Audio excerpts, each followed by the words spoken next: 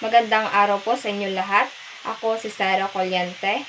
Naririto ako upang pag-usapan natin ang aking titulo sa pananaliksik. At gayon din ang mga basehan at suliranin tungkol rito. Kaya halina't makinig kayo. Suliranin sa kakulangan ng kaalaman sa paggamit ng allomorph na mga mag-aaral. Narito ang aking mga basehan sa paggamit ng allomorph. Una, kurikulum at pagtuturo. Ang paraan ng pagtuturo at ang curriculum na ginagamit sa mga paaralan ay maaaring hindi sapat sa pagbibigay ng malalim na kaalaman sa allomorph. Maaaring kulang sa praktikal na aplikasyon at mga halimbawa na makakatulong sa mga mag-aaral na maunawaan ang konsepto. Pangalawa, kasanayan ng guro. Ang kasanayan at kaalaman ng mga guro sa pagtuturo ng allomorph ay mahalaga.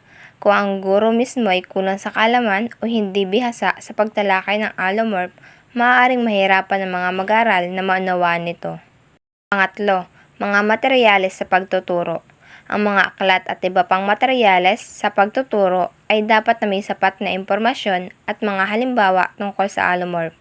Kung ang mga materyales ay kulang o hindi updated, maapektuhan nito ang pagkatuto ng mga mag-aaral. Pang-apat, motibasyon at interes ng mga mag-aaral. Ang interes at motibasyon ng mga mag-aaral sa pag-aaral ng wika at gramatika, kabilang ang mga allomorph, ay maaaring makaapekto sa kanilang kaalaman. Kung ang mga mag-aaral ay hindi interesado o hindi nakikita ang kahalagahan ng pag-aaral nito, maaaring hindi sila maglaan ng sapat na oras at pagsisikap upang matuto. At panghuli, kapaligiran at suporta. Ang suporta mula sa pamilya, mga kaibigan, at komunidad ay may malaking papel din. Ang pagkakaroon ng positibong kapaligiran na nag-iengganyo ng pag-aaral ay makatutulong sa mga mag-aaral na magtagumpay. Dadako naman tayo sa paglalahad ng suliranin. Una, ano ang epekto ng kakulangan sa paggamit ng allomorph sa pag-aaral ng mga mag-aaral?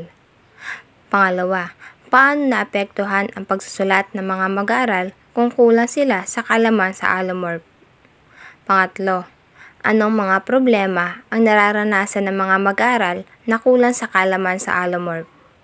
Pang-apat, paano masusolusyonan ang kakulangan ng kaalaman sa allomorph sa tulong ng mga guro at paaralan?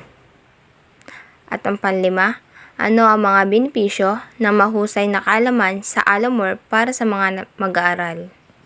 Hanggang doon na lamang. Muli, maraming salamat.